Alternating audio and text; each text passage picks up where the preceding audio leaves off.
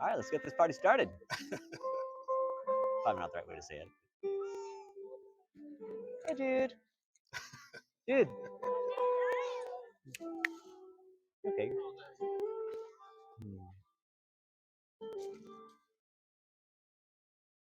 Cup of ice. They don't want to keep him occupied.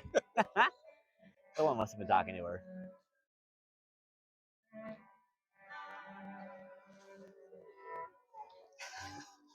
Oh, nice. Doing a lot better than she did at Damon's wedding. Yeah. Oh, is that okay? I thought they were just gonna walk up the front. She doesn't want to go on. Really? Well, close enough. Okay.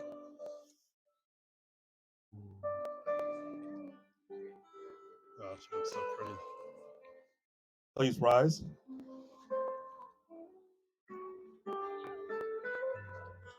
Oh, she got the headdress. I like that one.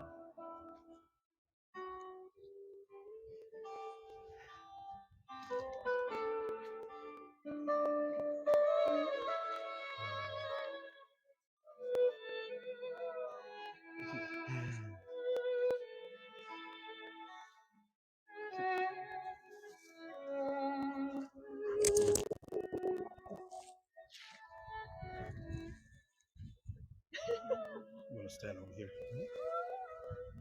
A little bit further. Thanks. This is nice.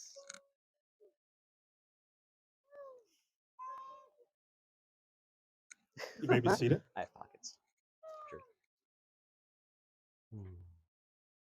I like the earring choice. Goes well with this. You ready? Mm-hmm. Dearly beloved, we are gathered here to get through this thing called life. I've always wanted to say that. I thought you meant the wedding. For those of you who don't know that reference, it's the opening of the song Let's Go Crazy by Prince. We're not here to go crazy, or even simply to get through life. We're here to celebrate love, perseverance, commitment, and family. Many of you were at Abe Clabby and Leigh-Anne Edwards' wedding 10 years ago, and some of you have become part of their family only recently along this journey of theirs. Whether you're an old friend or new, welcome. We're so grateful you're here today as Abe and Leigh-Anne renew their commitment to each other.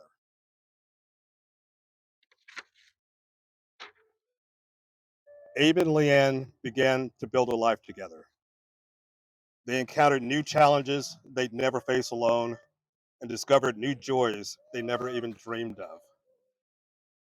They made two beautiful humans together, our beloved Charlotte and Julian. And they made a home as a family and filled it with laughter and warmth. They learned that marriage is so much more than a destination, it's the start of a full and wonderful life. So today, we celebrate that with you, or they celebrate that with you, and renew the vows they made on their wedding day. Let's give them our love and support.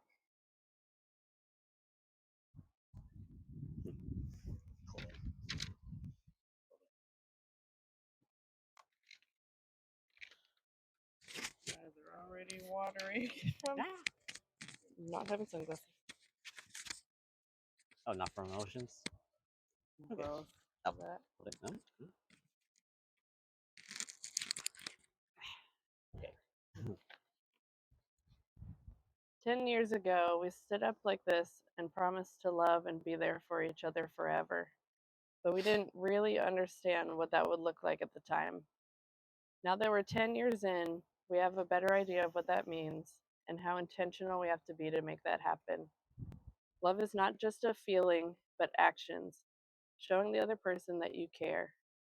Love is making sacrifices for the other person and putting them before yourself, rather than always thinking about what you want in the relationship.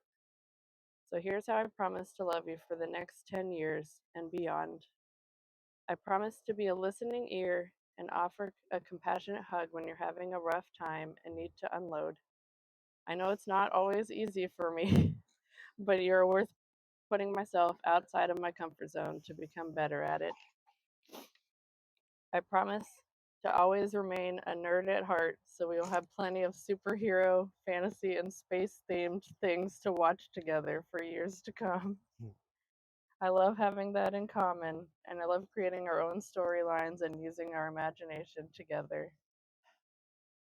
I promise to be your partner in raising the kids to be kind, curious, God loving adults, spending quality time together as a family, and making good memories with them that they'll carry with them for the rest of their lives.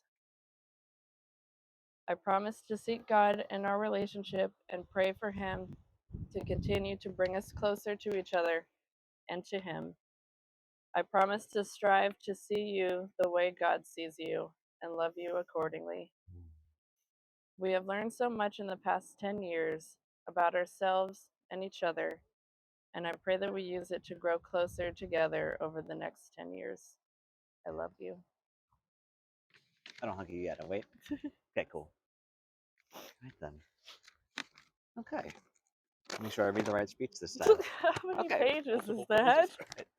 Okay. The second one's for later. Okay. Okay. Welcome to Abraham and Leigh-Anne Clabwords' wedding. Again, it's the sequel. In a world of $30,000 weddings and even more expensive divorces, only one man and wife can save them all. Money. Really, guys, this girl managed to plan the entire ceremony, beautiful as it is, for $1,000, which is one thing it's just something we happen to think about a lot. Money people. There's two of the things I love about this girl. She's a deal hunter, yeah, but she's always looking to find joy in life. I don't always get that. I'm a survivalist. I'd like to prove that I can make it with the bare minimum of things. I probably got that partially from my mother and my grandfather on my father's side, and from being a guy. Those three. But with Leanne, it's like she's always chasing the fire, the warmth, the glow, the movement, the life in things. She sees in everything from the smallest meme to the biggest church, and she finds the most of it in people, which is why you're here. I'm glad she saw it in me. If she hadn't trusted there was so much inside of me, she never would have stayed to tease it out of me. We talk about, when I say everything, I mean literal everything. Your past, your thoughts, my thoughts, your people, my people, science, nature, history, old movies, new movies, other cultures, pop culture, East culture. And the world will never run out of things we could talk about. And we have inside jokes for everything. At this stage of life, we don't get out much these days. Not like Kyle has a place to go out to. I think we have like one dive bar and an HEB. And Buda next door has one street and an HEB. But we don't need to go anywhere. We just need to sit down and talk till our brains are tired. And then Jude flops halfway onto you and clings like a monkey, and Jude comes over and dances around us like a bug before running off again. But in between those, we can talk. And even when there's nothing left to say, that just means we've said a lot to get there. As much as we have in common, you're a completely different person than me in other ways. You make friends literally everywhere. I bet you've collected over 100 that you're still in touch with sometimes. And you never seem to run out of things to say. Sometimes I walk into a room with nothing on my mind, and you can cold start it like a lawnmower in a minute just by talking to me. Other times I can tell you what's been weighing me down, and I feel like that weight falls off my chest, and I can breathe easy for a while. Okay, so I wrote all that, and then I realized the vow was supposed to be me vowing something. So then I wrote the second part. I think it helps to name it. Like, there's a lot I take for granted with you, but there's things I want to make sure I say that I do. I promise to always keep an eye on you. People deserve to feel seen. It's good for them. I like picking up on how you've been feeling, inferring what you've been going through, keeping track of what you've been up to, remembering 50 of your friends' names, and one thing about each of them from when you bring them up. I'm used to um, I'm used to husbands laughing off how unknowable their wives' minds and lives are, and to those guys, I say, challenge accepted. I promise to look out for you and the kids too. Um, with some things, I can just step up and help whenever someone needs a hand. With other things, I really want to be someone who makes things happen. I like looking at the room and having a vision for it that I know you'll care about. I like taking pride in tending to the place. I like to be the expert that researches the problem and files a report on all the possible fixes because that's what we're A students. That's what we do. and I promise to raise our kids in a way we'll be proud that we did. I don't just keep them safe, I keep them safe on adventures. I want them to see every part of this world and hear about the rest from me. I want to teach them to know what they're feeling and why, and to know when they have a choice in life. I'm looking forward to see what Charlotte does as she gets to know her friends better, and as I'm making sure she learns as much as she can about being with people from you and me. I'm looking forward to hearing what Dude has to say as he gets older, and I'll prompt him to sign or spell or even speak every day to get him there. And I promise to always be your person. The one person you can tell anyone, anything, and everything. The one to run things by first, for what I know about it, or just so you get to say it to someone, so someone else gets to know you.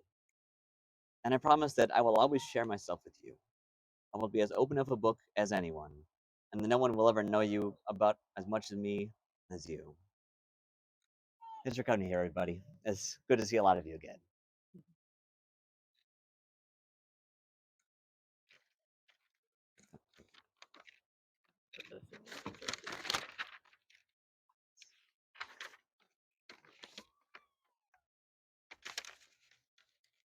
May your love for each other continue to grow today and always. You may now kiss.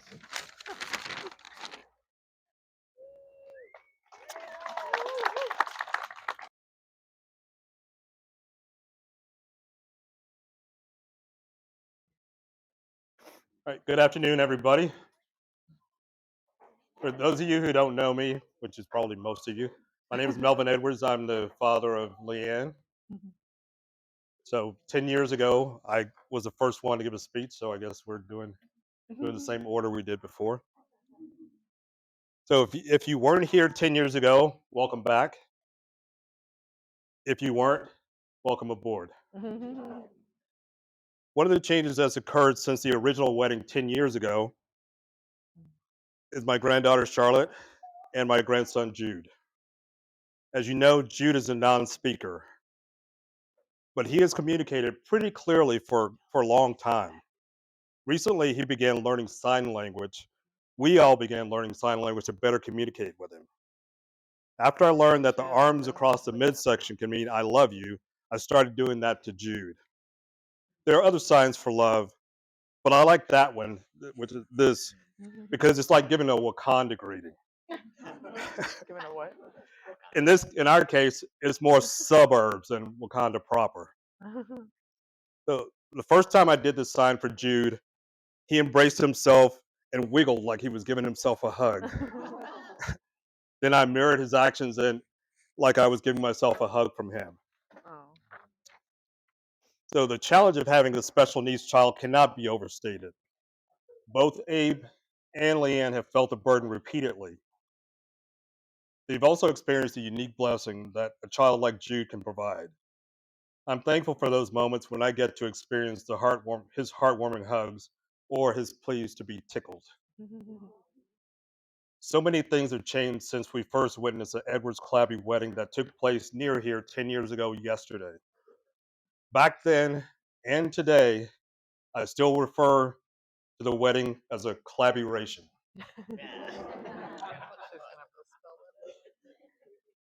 I got some dad jokes, so you just need to be ready. So, less than a year after becoming husband and wife, Abe and Leigh-Anne earned new titles. They became mom and dad.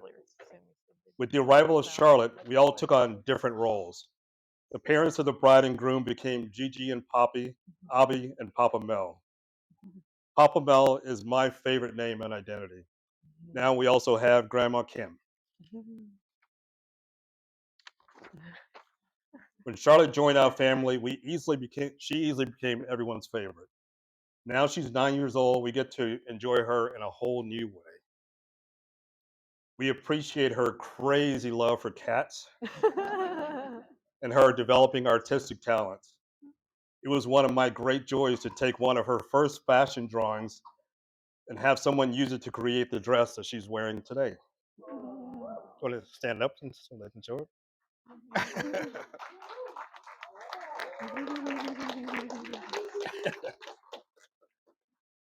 Someday, all of you will brag that you knew Charlotte Clabby before she became famous. I am confident that this girl will do something to make a difference in the world. I also predict that one day we will hear Jude's voice and he'll share his inner world with us. I look forward to that day. In the meantime, I have a message for the Clabby family that all four of them can understand. Aww. Trying to make me cry right before my speech.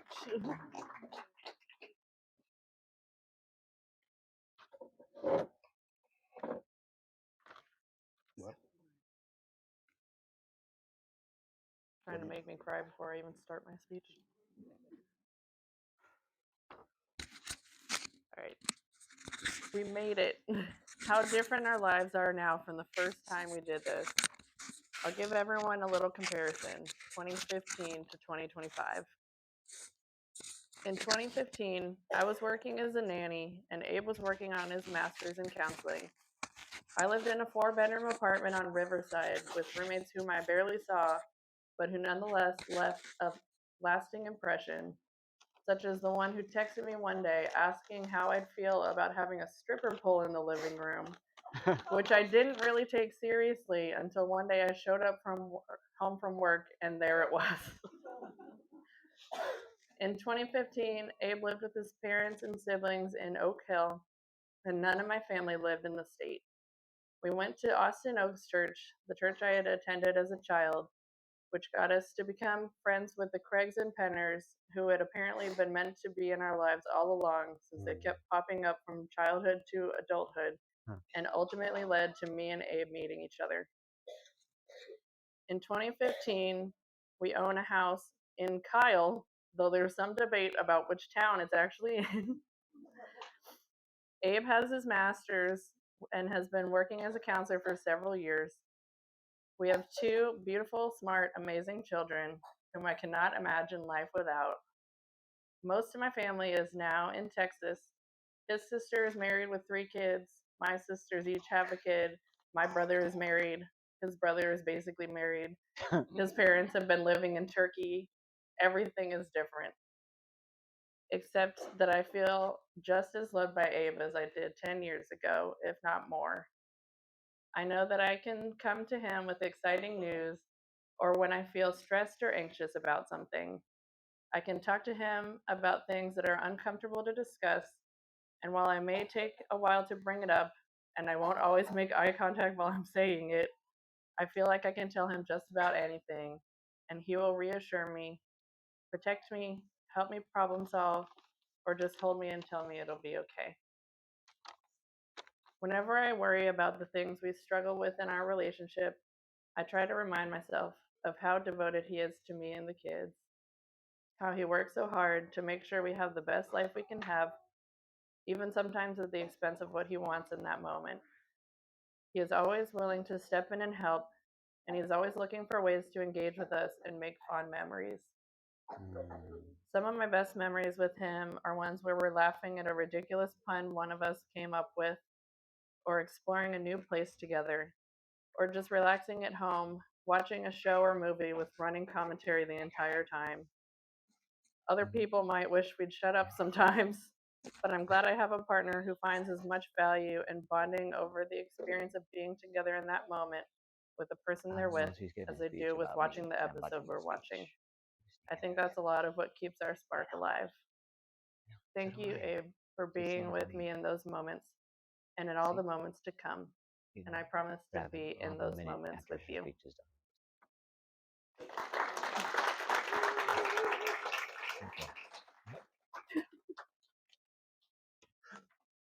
All right, you can be up there. Okay, yeah. For all the rehearsal, we hadn't talked about where we're going to be standing. Should I be right here? You can take the mic off if you want. Oh, cool. All right then. Can I? There. All right. If I can just pick this up. All right. Thank you all again for coming. We really wanted a chance to treat all the people who have been in our lives all this time to something, and I'm glad we can do this for y'all. I'd like to start off with some nerdy wedding puns I couldn't use at the last wedding because some of them I just hadn't thought of yet. Hold the mic. What's that? Okay. This one's about 13 years out of date.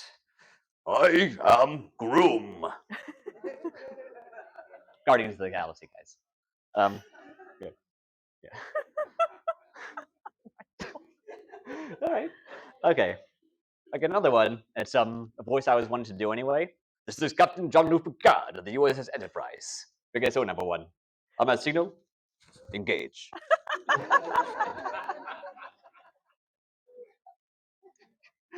Glad you like him. All right. Let's see. This one I had to be able to say right because it's tricky. Tongue twister. I don't know half of you half as well as I should like, and I like less than half of you half as well as you deserve. Lord of the Rings. And last and probably least, compared to the other three, one ring to rule them both. She picked this one out for me when we were getting engaged, and it is the One Ring, if you look closely at it. But yeah, all right. On a more serious note, I told you I was writing a song for you. Didn't show you any of it, but yeah. Let's see. Here's where I got this. I hope I don't forget everything. Since the day we met, since I learned your name, I've learned all the different ways that our hearts were the same. So we open up with no fear, no shame. But some days we fall out of tune. When I see black and you see white, and our visions just can't line up right. It's because we see with a different light. 'Cause you are the sun, and I am the moon. You see the world with a gentle glow, a warmth you almost always know. You see the good and the good you show. Maybe you light up a room. You remind me there's the sun behind the cloud. Your light and playful when my mind is loud. You bring grief, relief, and turn shame to proud. 'Cause your light can pierce the gloom. Yeah. And when life grows heavy and the pressure taunts, you lay down my shoulds and wake up my wants. Your rays can cast out all my haunts, and it wakes me from my tomb. But when soft evening breeze makes your spirits rise, the peace and quiet fills the endless skies, and the dark so easy on the eyes. We can take time away from the race. And when you're hurt and you're afraid to save the world, knock 'em down and lay. Open up so we can wash that pain away. As at night, this is our space. Because I know fear and I know loss. I'm not afraid to know what your life has cost. Together we'll bear any cross. 'Cause I'll help you keep the pace. And when pressure pins and holds you still, I'll remind you your strength, your support, and your skill. You know how it is, now let's choose how we will. 'Cause you'll always find your place. So I'll bring my gleam if you bring your shine. Our gravity promises our paths align. I'm so glad I'm yours, I'm so glad you're mine. 'Cause you are the sun, and I am the moon.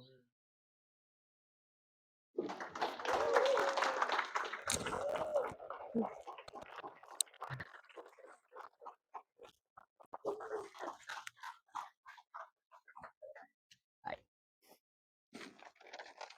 All right, next up is, oh, there you go. Mike, what's that? There you go.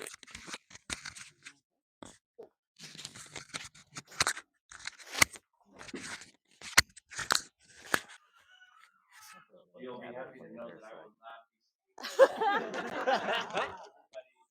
thankful for that. But Anybody else this speaking? is a beautiful day. I would call this even I made dad, and father-in-law, and June is showing us copy. I am Joan's husband, and I'm one of the people that God brought here today. So I will do my best to be faithful to the gift that's been given to me for today. So why do we celebrate Christmas, Passover, Easter, and other holy days? Why do we do that? You probably come up with lots and lots of great examples, but for me, it's because we are remembering what God has done for us, and we're renewing our vow to remember the lesson, because God brought the Hebrews out of Egypt to show them that He is there to bring freedom. Jesus came to teach us about freedom from sin. And God is giving us these lessons. And as we memorize them by being here and celebrating them, that's how we reinforce those lessons. Because we all know we're people and we fall away. So I think this is a special day. And I think it's also a good day for Abe and Leigh-Anne, for you guys to renew your vows to each other, to remember the lessons that you've learned in the first 10 years, and also to renew that commitment to each other. So I'm very thankful to be here for this today. I hope it's also a chance for people to know you better. And now they know a lot more about you because of your vows and because of your beautiful speeches and songs that you've done today. So thank you for that. 10 years into our marriage, we were getting ready to go off to Japan for a year. And we were going to a small town where everybody just spoke Japanese. And I remember that very clearly. It was a moment of bringing two of our kids. So Abe and Jacob, his brother, were only 1 and 3 years old. And we were getting ready to do that. And what I remember about that was I prayed a lot because I didn't know what that was going to be like. Learning Japanese, teaching in Japanese schools, living in a Japanese town, small town. I think we were 4 of us, and then there were 2 other foreigners in that whole town. So it was quite different. But what I learned is that God brings us closer to Him in the difficult times. So that was a lesson for me that I wanted to share with you.